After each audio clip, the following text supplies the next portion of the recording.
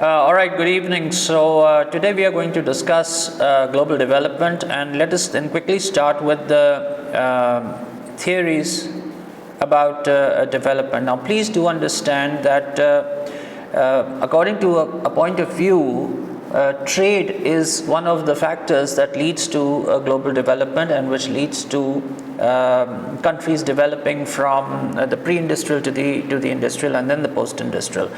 So development is a route which is taken through the help of trade, and there are two opposing interpretations here. The first interpretation is called the neoliberal, or simply put, free market point of view, and the second is the state interventionist point of view. All right, so we are going to first look at the neoliberal point of view. The neoliberal approach argues that if sustainable long-term development has to take place, all right, if long-term sustainable development has to take place, then it can only be done through the route of free trade. All right, so the government has to put in policies to foster an environment in which free trade can take place, and this can be done on the basis of several principles. So the first principle that the neoliberals espouse is the principle of free competition. All right, so what do they do in free competition? So in free competition, what you do is that you open your markets to international products, international factors of production. In other words, open your markets to international competition. Okay, what is the argument in favor of this? That developing countries can access lucrative markets if all markets are open. And then the other thing that happens is that the transnational corporations will be able to access our markets. So when the transnational corporations are able to access our markets, that means that only the most competitive firms in the market are going to survive. People are going to get quality products at low prices, and also there's going to be sustainable employment in the economy, because of which the standard of living of the people will improve and global development will move ahead at a dizzying speed. So all they are saying then is that competition is the most effective way to encourage this development. Please keep in mind that the interesting thing is that the opposite of competition is protectionism. So competition is the situation in which you open your markets to international products and international companies, whereas when you do protectionism, you protect your markets. In other words, you make sure that the local producer does not get competition from abroad. Now, the interesting thing here is that the countries most guilty of protectionism are not the developing countries, but the most developed countries. European countries protect their inefficient farmers from international competition, and there is a lot of there's a lot of protection, and there's a lot of pressure on the governments to protect, and the governments give billions of euros in subsidies to their farmers in order to protect them and in order to make them more competitive in their own markets. So neoliberals will say that developed countries must abandon this protectionist outlook of the economy. And how do they protect their inefficient producers? They do it by imposing a very high tax on products that are coming from developing countries. They provide subsidies to inefficient industries. Take, for example, the example of Fiat. Fiat is a car manufacturer. Now, how much subsidies do they get? How much subsidies do farmers, for example, get in France? So this is what the government is doing to protect their inefficient producers. So the neoliberals will say, hey, listen, there's no point in doing all this. Let them compete with the products from the developing countries, and once they compete, then the prices will be driven down and people will get best quality products, and development on a global scale will then proceed. So what do you need for that? What you need for that is a common agricultural policy, all right, which lowers the barriers to trade, okay, and it develops a system where there is significant competition in the market. So the first rule here is competition. Encourage competition, reduce protectionism. What is the second? How do you reduce protectionism? The second principle comes from the first principle. Once you encourage free competition, naturally you are going to ensure that the intervention by the government remains at its minimum. So this is the second principle of neoliberalism. State control or state ownership will tend to distort the free market, and it does, okay, and it does. If the government sets a price for labor which is, let's say, 16,000 rupees or 17,000 rupees for 1 month, and people are willing to work for less than that, then this is a government distortion. Government is playing with the signals that the market is giving out. So in other instances, what does the government do? The government gives some unfair advantages to some companies within their own country. Look at our own country. Look at the automobile manufacturers. Do they produce quality goods? Do they produce quality cars? Not exactly. Then why are they still in the market? Because they are getting a lot of loans, a lot of injection, financial injection from the government. Look at the airlines. Are the airlines really efficient? They are not. There used to be an airline which was called Sabina Airline. They were not efficient. They were a European airline. They were not efficient. So after 9/11, when they were not able to compete, no one gave them any injection. They got out of the market themselves. Recently, Ryanair has declared that it's going to ground all its aircraft. No one is giving them any support. If you can compete in the market on your own terms, then you should. If the government starts giving you support, that is a distortion of the market. You are, through government support, you will come in a position to provide low quality products, probably at a higher price. So keep one thing in mind. There is no problem in this point of view. There is no problem with the government interfering or intervening to break monopolies. Okay, if the government is coming into the market to maintain good competition, then that's fine. The interventionist approach is not against that.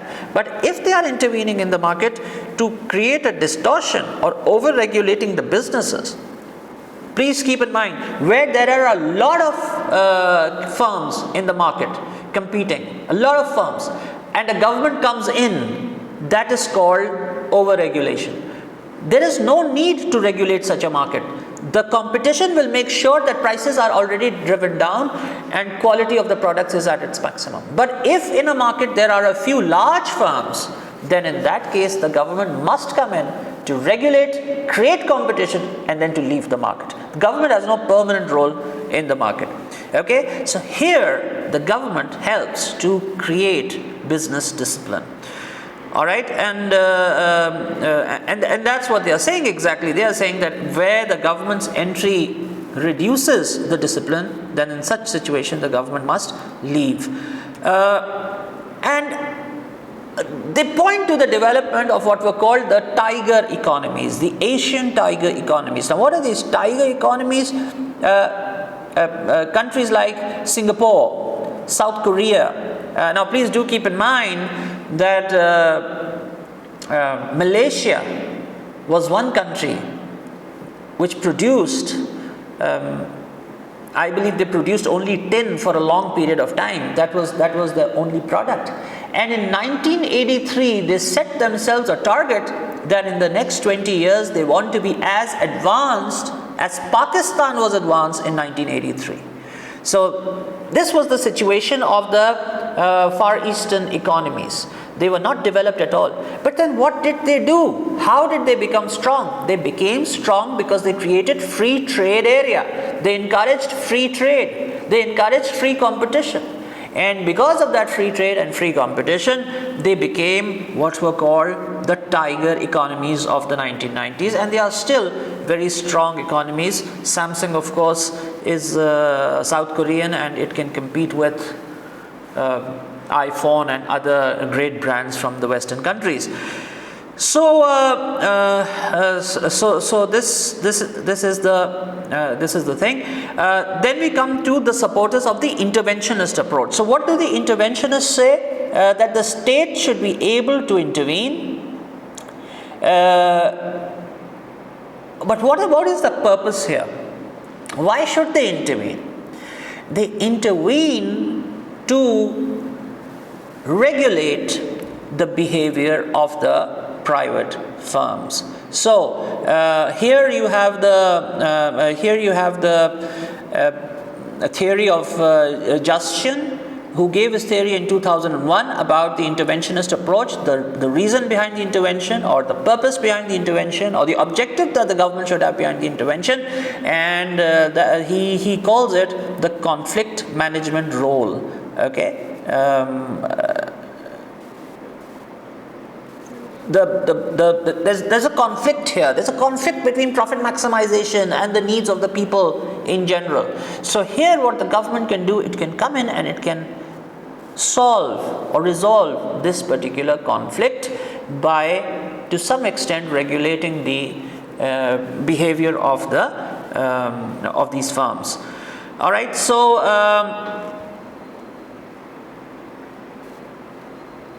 So it is essential for developing nations to participate equally in the global trading system. And the interventionists say that government intervention in this regard will help the developing countries become useful participants in the international system. And they give two main reasons. Okay, they give two main reasons. These countries need the development of indigenous industries for sustained development. Okay, if the government helps in this area, then these underdeveloped countries can move towards a period of sustained development, and also they can, through government support, they can engage in trading. Now, there are a lot of examples of these countries. One are the Asian tigers, but then the others are just take for example Dubai. Dubai is a place where the government has a very significant role. It is free, yes, but it has a very significant interventionist dimension to its development, and this is what the interventionists are saying. So what will the government do in this regard? The government needs trade, and the government needs its industries to become more vibrant in the international market. So what will the government do? Without government help, this can't happen. So what exactly will the government be doing in this regard? They are going to enter into trade agreements. Now, of course, private individuals cannot enter international trade agreements. Okay, and through this trade agreement, now essentially they are saying here what the neoliberals had already said. The neoliberals had said that competition should be removed and international market should be accessed. Interventionists are also saying the same thing, but what they are saying is this access to the international market cannot happen unless and until the government enters into international agreement. And also when the government legislates to control anti-competitive activity, then small producers will become strong enough to compete in the market. So again, government intervention there is required. All right, and then what about diversity? Don't rely on just one kind of thing. All right, the government must encourage the development of different industries, and I give the classic example. When I gave the example in class, it was about the jute production, that during the Korean War, Pakistan depended excessively on jute, and because of the war, the prices of jute rose in the international market. When they rose in the international market, there was an economic boom, but that economic boom was the war boom. It was not a boom which had been created indigenously. It was just because of market conditions. Pakistan was relying on just one product, jute, and when the war subsided, the bubble just burst. So that is a situation that the interventionists are well aware of. They say that, look, one country should not depend on one product, it should depend on a host of products in order to avoid a sudden collapse of the economy when the boom in that particular sector disappears. Okay. So what is the criticism of the interventionists? So basically they are saying that there should be development, there should be access to free markets. Then where do they differ? So interventionists definitely do not agree with the free market approach, because the free market approach is arguing that political, cultural and economic development can be achieved through markets. So what they are saying is, leave it to the market and we are going to have utopia, maybe, not to use that word, but a very good economic situation. Has it worked? That's where the interventionists say, no, it hasn't worked. Now, where did we get liberalization? Come to think of it, we got liberalization in South America. We got liberalization, economic liberalization in Russia. We got economic liberalization also in Romania after the fall of communism. But what happened? Did liberalization on its own bring progress? Did it on its own bring prosperity? The answer is no.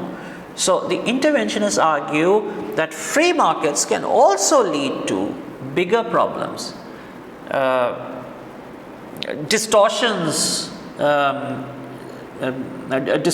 in allocation of resources, wrong allocation of resources, production of those goods which are actually harmful to the economy, demerit goods. Okay, so unless and until the government comes in and does something to control, and what if people are not interested in doing agriculture anymore, because that is something that has happened. Development, or if you go back to the AS, and we talk about the elite, the modern elite are not the landed aristocracy. So what if people don't want to work the land? Then what's going to happen? Then there will be no agriculture in the country. The country will lose its food self-sufficiency. So in that case, some kind of government intervention is called for. So in order to resolve this issue, Short, again in 2001, he argued that by the way, his approach is called the three-dimensional approach, and he says that both free market policy and interventionist policy actually favors the developing countries. This is Short's big contribution to the theory of global development. He says that whether you do this or you do that, even when you are negotiating, the developing countries do not have the negotiation skills to negotiate things in their favor. And yes, the example of this is Pakistan giving most favored nation status to China. Now, giving most favored nation status to China does not work in Pakistan's advantage in any way. It simply means that China is going to produce cheaper goods. We are going to continue to produce expensive goods, because in our country labor is expensive, electricity is expensive, fuel is expensive, and above that, to top it all, the labor is also not as efficient as Chinese labor. So we at the end of the day will be producing goods at high cost. China will be producing goods at low cost. Now what does most favored nation mean? Most favored nation means that if Pakistan gives MFN status to China, goods from China will reach Pakistan at the lowest possible tariff. Lowest tariff will be given to the Chinese product. So what will happen? If Pakistani good is selling for $1, their good will be selling for $0.10, 10 cents. Who is going to lose out? The Pakistani producer. So when the Pakistanis negotiated with the Chinese, they did not have the experience to foresee what was going to happen, and so the deal went to China's favor. And that's exactly what Short is saying here. Short is saying that these deals are going to, whether you are talking about free markets or interventionist, they are always going to favor the developed country, and by default the transnational corporations. So talk about trade liberalization. So what happens when there's trade liberalization? What happened to all those people who were selling kulfis on the carts when walls came in? They all disappeared. So what did trade liberalization do? It helped the developed economies take over the economies of the developing countries by wiping out traditional producers. So he says that in this situation, you need to reconcile 4 different thinkings that exist in the realm of global development. You will have to reconcile economic development with social cohesion, with North-South equity, and with environmental protection. So these are the things that you need to do. All right. What are the problems that we will need to solve through this 3-dimensional approach? These problems are economic problems, social problems, and environmental problems. So what exactly are we saying in the 3-dimensional approach? Yes, develop trade, but develop trade in such a way that countries benefit and at the same time the environment does not suffer. Okay? So nations who are trading, for them several challenges will arise. What are the challenges? Adjust or change according to those cultural factors that lead to environmental degradation. Okay, you coming into a country like Pakistan where there is no regulation on protecting the environment. Now what are you going to do? Work, but please do not do things, impose your own ethics on your own. Try not to hurt the environment. Also, now, North-South, do something to provide greater economic opportunities to the people of the South, because the people of the South are the most underdeveloped. Okay, so this is the 3-dimensional approach in which you want trade, you want economic development, you want social development, but at the same time look into the environment, be equitable, help everybody, and create opportunities on the basis of equity. All right, so we have done this part, and now the next part of global development will relate to population development and population growth. So we are going to look at that in the next lecture. Okay, thank you very much indeed.